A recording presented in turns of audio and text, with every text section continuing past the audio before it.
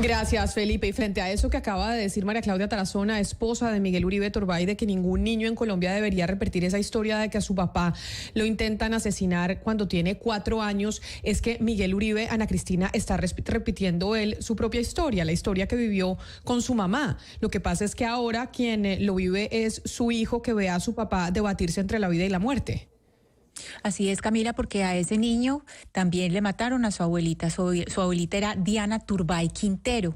Diana Turbay Quintero fue la mamá de Uribe, de Miguel Uribe Turbay. Ella había nacido el 9 de marzo de 1950 en Bogotá. Era la hija del expresidente Julio César Turbay Ayala, que fue presidente entre el 78 y el 82, y de Nidia Quintero, que fue la que gestó esa famosa caminata por la solidaridad de Colombia.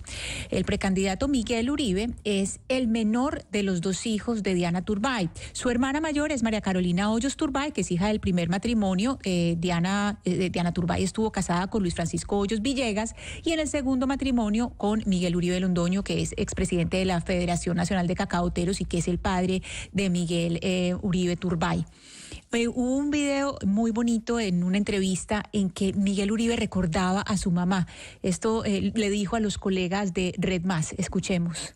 Mi mamá me enseñó lo más importante en mi vida, y es no negociar principios. Cuando ella la tenían secuestrada y la estaban utilizando de chantaje para que no hubiera extradición, pues mi mamá manda una carta diciendo prácticamente que no estaba dispuesta a ser parte de ese chantaje, y que como su papá le había enseñado, los intereses de la familia no podían estar por encima de los intereses del país.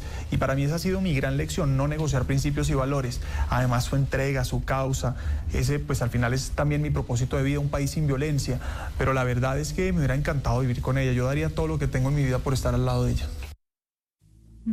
Diana Turbay Quintero dirigió y presentó también el noticiero Krypton. También era editora de la revista Hoy por Hoy y fue mediadora con la guerrilla del M-19.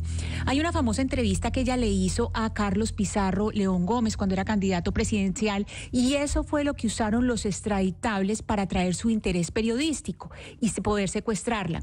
Le dijeron que fuera con su equipo del noticiero Krypton a una entrevista, y que iba a entrevistar al cura Pérez, el comandante del ELN. Ella con su equipo en Bogotá se montaron en una camioneta y se dirigieron a Antioquia. En Antioquia ya hubo un punto donde se bajaron del carro, algunos siguieron a pie, otros siguieron a caballo, hasta una finca en Copacabana, esto es en el norte de Antioquia.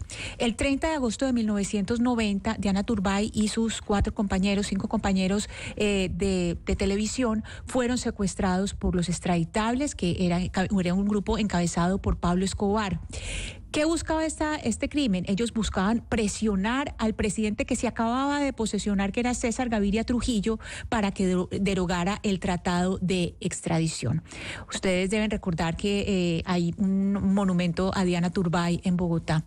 5 meses después, el 25 de enero de 1991, en un operativo de rescate, en medio del operativo, Diana Turbay fue herida en la columna vertebral. Con una sola bala la mataron, la trasladaron en helicóptero hasta el aeropuerto de La Herrera y de ahí la llevaron al Hospital General de Medellín, donde falleció. En ese momento, Camila, Miguel Uribe Turbay tenía 4 años, más o menos la misma edad que tiene hoy su hijito, que es pues el nieto de Diana Turbay. Esta historia que les acabo de contar es parte de la obra Noticia de un secuestro, que está parte contada en Noticia de un secuestro de Gabriel García Márquez. Y es que por esa razón es que muchos, y entre esos el alcalde de Cali, Alejandro Eder, han repetido desde hace algunos días, desde que se conoció lo que pasó con Miguel Uribe el sábado en ese atentado en Bogotá, que no podemos volver al año 1989, porque precisamente fue en 1989 donde vivimos una cruda realidad en nuestro país de violencia, de asesinatos contra candidatos presidenciales, de atentados terroristas como los que estamos viendo hoy en Cali. Oigamos lo que decía esta mañana el alcalde de Cali, precisamente insistiendo en no podemos volver al 89. La gran pregunta que yo me hago es qué pasó que de repente Colombia está otra vez en 1989. ¿Cómo va a ser que la semana pasada, o el sábado, perdón, ni siquiera la semana pasada, un atentado contra un candidato presidencial? Ahora estamos viendo esta violencia que está ocurriendo aquí en Cali, y no solo en Cali, también vemos otras regiones del país donde está ocurriendo. Aquí tiene que haber una prioridad, que es recuperar la seguridad de los colombianos.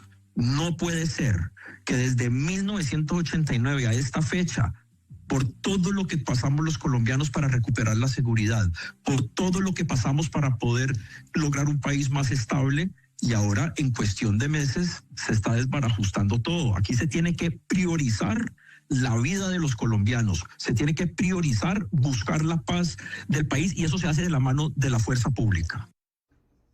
Y 1989, que usted ya era periodista en ese entonces, Óscar, que es lo que mencionan muchos, es por qué estamos volviendo a esa década, porque estamos volviendo a esa época en donde estábamos viviendo atentados terroristas, bombas, intentos de asesinato y asesinatos contra candidatos presidenciales y una escalada de la violencia horrible como la que estamos viviendo hoy. Camila, el 1989 fue el año del terror para Colombia. Yo estaba comenzando mi carrera profesional exactamente en Medellín, como corresponsal del periódico El Tiempo, y recuerdo yo que a los pocos días de estar yo en Medellín, Camila, asesinaron al general Valdemar Franklin Quintero, y en la tarde, en la noche, mataron al candidato Galán. 1989. Y Camila, le quiero decir yo a usted, y lo digo con toda la tristeza, que no quiero recordar esa época porque era una cuestión de terror diariamente. Cada 15 minutos una bomba en una esquina, mataban policías, mataban mucha gente. Ese 1989, Camila, del que habla el alcalde Eder, marcó con sangre, lastimosamente, la historia de Colombia, Camila.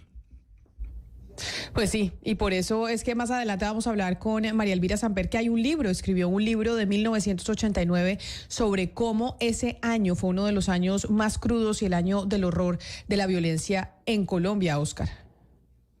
El año de 1989, Camila, en la historia de Colombia es inolvidable por el daño que causó. Pero ahora que escuchaba a Ana Cristina hablar de la suerte que ha tenido que correr el doctor Miguel Uribe, también hay que hablar de su abuelo, ¿no? Hay que recordar también a su abuelo, al expresidente Julio César Turbay Ayala, que también fue un presidente, el abuelo de Miguel, que también el país lo recuerda mucho porque le tocó vivir momentos muy difíciles. De hecho, el propio presidente Uribe, Camila, hace referencia constantemente al abuelo de Miguel cuando le dice que habla de la tortura que sufrieron unos 10.000 colombianos.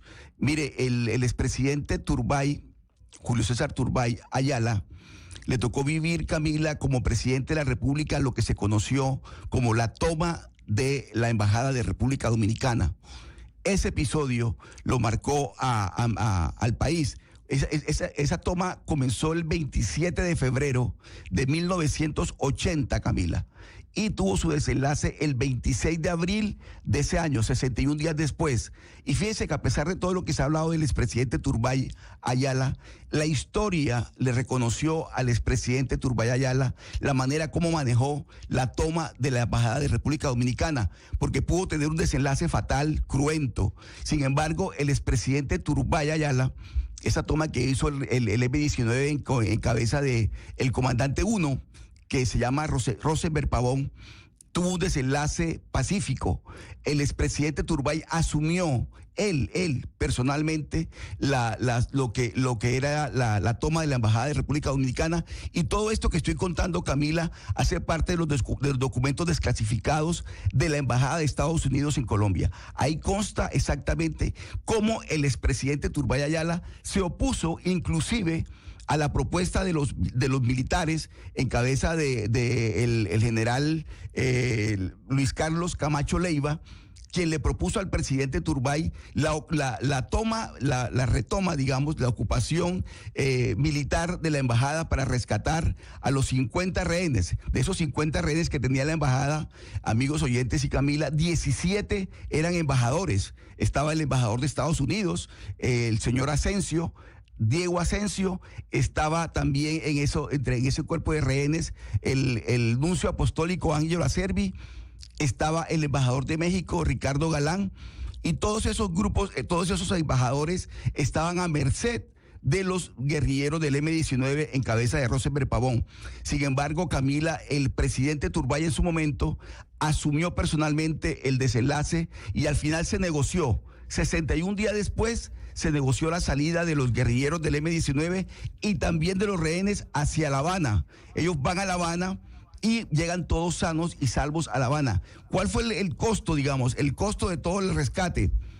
El M-19 exigía inicialmente $50 millones para entregar a los rehenes, y al final se dijo que la entrega del dinero fue de $1.200.000 que le entregaron a los guerrilleros del M-19 en La Habana. En La Habana lo recibe Rosenberg Pavón, porque él mismo es el que lo cuenta, de una persona que había sido enviada por Jaime Bateman, el máximo comandante del M-19, quien le dice a Rosenberg Pavón: usted va a entregar los maletines con la plata a alguien que se le va a acercar en La Habana y le va a decir: usted tiene los ojos azules. Esa persona que se le acerca a usted en el aeropuerto de La Habana y le diga: usted tiene los ojos azules, a esa persona usted le va a entregar los 2 maletines con $1.200.000. Camila, fueron rescatados todos los rehenes, y al final no hubo una sola vida que se haya perdido en esa operación. De tal manera que el comportamiento del expresidente Turbay Ayala hay que hacerlo público también, porque así como públicamente se le señala de tantas cosas, esa manera como él manejó la toma en la Embajada de República Dominicana fue realmente de un estadista, una persona que comprometió la suerte de la nación y que la manejó muy bien. Claro, lo que pasa es que, y lo vemos en los trinos actuales del presidente Gustavo Petro, cuando antes incluso del atentado contra el senador Miguel Uribe le recordaba a su abuelo, y le recordaba a su abuelo, de quien usted está haciendo referencia, el expresidente Turbay, en donde se vivió el Estatuto de Seguridad, y en donde se vivió el Estatuto de Seguridad, que era precisamente darle poderes amplios a la fuerza pública, y en esos poderes amplios a la fuerza pública, que si bien se redujeron las estructuras del M-19 de forma significativa, también se dio una cadena de violación de derechos humanos enorme, quizá la más alta que ha vivido el país en su historia, con torturas, desapariciones y demás, que creo que es la puja también histórica que hay, o que pues trató de poner sobre la mesa en su momento el presidente Gustavo Petro contra el senador antes del atentado a través de su cuenta de Twitter, y que le han reclamado en estos días por cuenta de subir el tono. Y ya que estamos hablando tanto de cómo la subida de tono y esos ataques pues terminan materializándose también en acciones físicas.